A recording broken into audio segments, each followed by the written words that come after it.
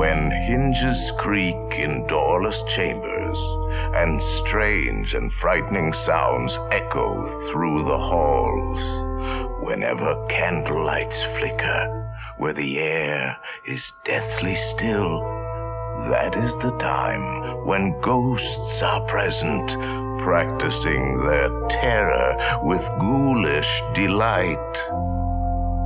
Welcome, foolish mortals, to the Haunted Mansion.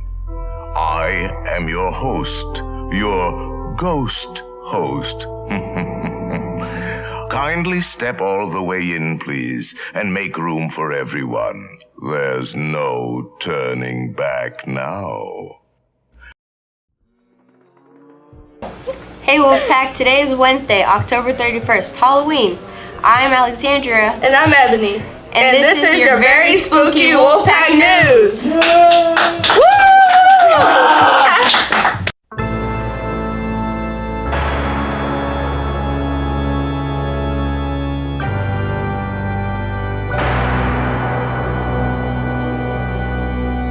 River White.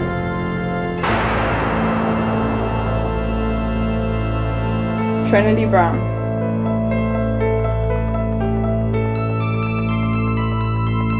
Crystal Brown.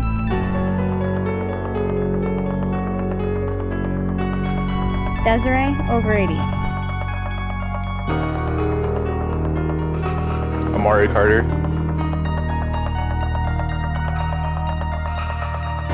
Sebastian Hall.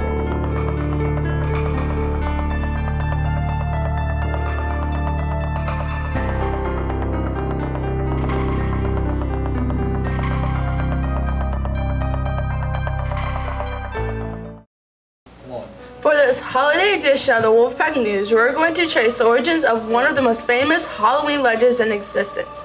We all know the famous Dracula, a purely fictional creation, but did you know that author Bram Stoker based his evil Count Dracula on a real-life 15th century Prince of Lance in Wallachia, Romania? Prince Vlad III was known for his penchant for impaling his enemies on stakes in the ground and leaving them to die. Due to his bloody reputation, he made an excellent subject for the basis of myths, folktales, and works of fiction. He didn't need to turn into a bat or drink blood. He was quite frightening enough already. Even though we think of the fictional Dracula as one of the greatest villains, the real Vlad the Impaler is actually a bit of a folk hero in modern-day Eastern Europe. But for the right price, you can pay to sleep in his historical castle. Do you dare, Wolfpack? I'm Jerry Rose, and I'm here with Sebastian. Hi guys. So, Sebastian, would you spend the night in a haunted house? Oh man, I definitely do believe in ghosts, so I probably would until something happens, and then I'd be out. Now, if something did happen, and let's say you were trapped in the house, what would you do? I would do everything I could to find a way out. Alright, even if so that means make a list of breaking windows. the posters you need. They have a folks. I'm Jerry Rose, and I'm here with Enrique. And Enrique, I'm gonna ask you some questions. Now, would you spend the night in a haunted house? Yes, I would. Why would you? Because I live in one right now. Well, that sounds pretty spooky, folks. I am Jerry Rose, back here again with Tristan. Now, Tristan, I have a couple questions for you. Would you spend the night in a haunted house? Oh yeah, I would. I love doing that. It's fun. While you were there, if you saw a ghost, what would you do? I would dip. I would just leave and just no. I just jump whatever story I'm on. I'm jumping out the second story. I don't care. What if the ghost? I'm Jerry Rose here with Jalen.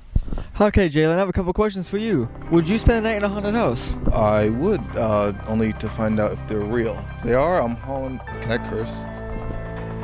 No. I'm waiting for him. I'm Jerry Rose here with Desiree O'Grady? I'm Desiree. I have a couple questions for you. Would you spend the night in a haunted house? Definitely. Now, if you saw a ghost, what would you do? Probably run the other way and hide in a room for like 20 minutes. Sounds like a good plan. Thank you. Hey Wolfpack, I'm Sebastian, and I'm here with some school news. We went around the school asking people what their biggest fear was, and here's some footage from the people we asked. Okay, so we're going around asking people in the school what their biggest fear is. What is your? Fear itself. And why is that? Because. Okay, thank you. It's fear. I fear deer bros, you know. Walking down the highway or something, man. They just come out of the woods and just chase you, dude. It's scary. That's wild. Your biggest fear? Llamas. You. Why is that? I don't know, man. You're pretty scary. So we're interviewing people about their biggest fear. What is yours? Spiders. And why is that? Because when I was 8, I woke up and there was like 3 spiders on me and it scared the crap out of me. Oh man, well I'm scared of spiders too, so no worries. Hello, what's your biggest fear? Suffocating. And why is that? Because who the heck wants to be buried alive and like have no oxygen? I don't blame you, I wouldn't want to either. Hello River, what's your biggest fear? Probably being out in the middle of the ocean, like seeing no land with no floaty or no boat. That'd be pretty scary. Hey Jerry, what's your biggest fear? Being alone. And why is that? Because if you're alone, you don't feel anything. If you feel nothing, then you're truly empty. That's deep. Hey, yo, what's your biggest fear, bro? My biggest fear would be drowning. Why is that? That's because I'd be afraid of not being able to breathe. So there we go. Those are the Academy's fears on a day dedicated to them. The new horror movie Halloween came out on October 19th and debuted in first place with an estimated $77.5 million in sales from North American theaters. According to the studio, it captured the box office crown with the second highest number horror movie opening of all time, behind last year's Stephen King's Killer Clown It. Halloween also marked the second highest October opening ever, behind Venom's $80.3 million total from earlier this month. Universal says it's the biggest movie opening ever, with a female lead over 55 as Jamie Lee Curtis returns as the character she first played in 1978. Nick Castle, the original Michael Myers, also returns for the latest version, which largely ignores events of all previous films except the original. To get us in the Halloween mood, we asked a few familiar Academy faces what their favorite scary movies were. Here are the results. What's your favorite scary movie, Baker? All right, give me the amateur. All right, so here's the deal. I'm about to take you to school, scary movie school, because you're talking to the man here. You understand? The man. Scary movie man, that's me. All right, so here's the deal. You got your classics. You got Halloween 78, you got Friday the 13th, 1980, okay? They're both pretty good.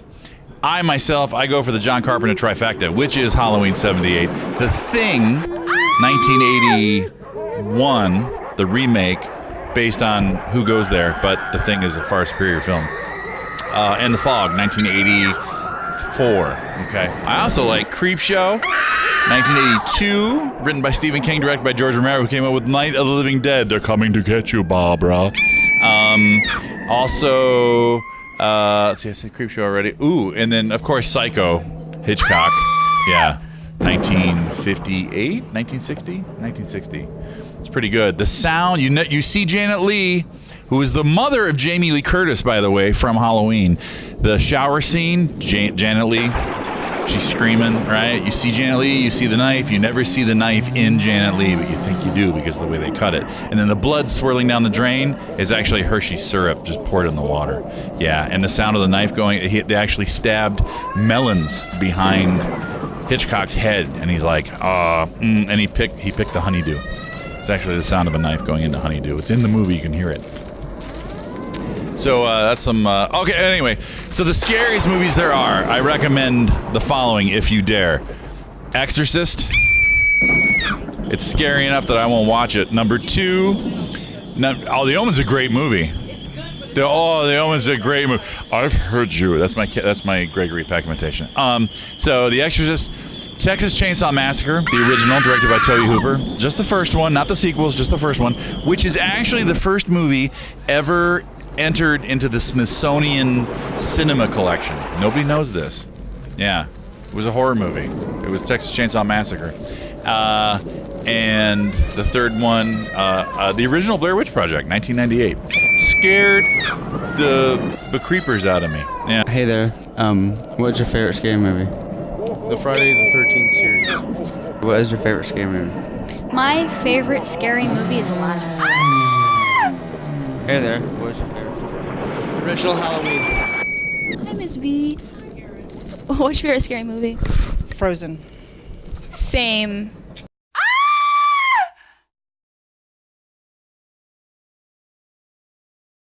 Okay, Wolfpack, ever step into a house and just know that it's been going bad? Well, on the spookiest of holidays, we're going to examine the 10 most haunted houses on Earth. Number 10, the Winchester House in San Jose, California. The U.S. Department of Commerce has certified that it's still one of the spookier construction projects in history. After the death of her husband and child, Sarah Winchester was convinced the family was haunted by those killed by Winchester rifles.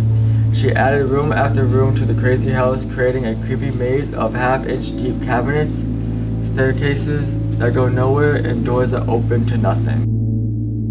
Next, number 9, the White House. That's right. Many say that America's most famous house is haunted. Some say by the likes of Abraham Lincoln. Number 8, the Whaley House. Even hardened government skeptics apparently couldn't refute the evidence that this home in San Diego's Old Town neighborhood harbors spirits. In the 1960s, the U.S. Commerce Department classified the Whaley House as haunted.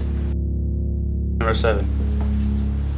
Erected by William the Conqueror of the 11th century, this former political prison and place of execution has long been viewed as one of the most haunted buildings in the British Isles. Number 6, a former luxury ocean liner and warship nicknamed the Grey Ghost and Queen Mary was purchased by the city of Long Beach in 1967, transformed into a hotel, and became a popular tourist attraction. A meal and a guide walk around the ship's paranormal hotspots can run up to $109. Number 5. This estate in St. Francisville, Louisiana, built in 1796 by the General David Bradford, is considered one of America's most haunted. Locals, some say it has witnessed as many as 10 murders. And at number 4 is the Gettysburg Battlefield. The Battle of Gettysburg lasted for 3 days and was one of the bloodiest in American history. Some 50,000 young men died in the conflict. With so many young men killed so violently, many believe the site is haunted by fallen soldiers unable to accept their untimely fate. These restless souls wander the Pennsylvania field, searching for their rifles and comrades, unaware that the battle is over. the number 3 most haunted place is Edinburgh Castle, with some 900 years of history behind it. It would almost be a surprise if Edinburgh Castle wasn't one of Scotland's most haunted sites. Since its construction as military fortress in the early 12th century, the castle has witnessed surprise attacks, executions, and even a brief capture of the English. Number 2 is Eastern State Penitentiary, built in 1829 with castle-like walls and imposing guard towers. Eastern State Penitentiary in Philadelphia, Pennsylvania was the first prison to institute solitary confinement. Prisoners lived alone, ate alone, and even exercised alone in individual yards. When an inmate left his cell, a guard covered his head with the hood so that he remained in confinement. And at number 1 most haunted houses is the famous Amityville house on New York's Long Island. The house on 112 Ocean Avenue is Amityville, New York. An upscale Long Island suburb was the site of a brutal family staying on November 14th, 1974. It is the subject of many books and movies. Many involved in events have admitted later on that the haunting was created to sell books, but that doesn't change the house's place in the minds of Americans as one of the creepiest places in the country. Remember these places as you creep through the night in search of candy, you dare. If you dare.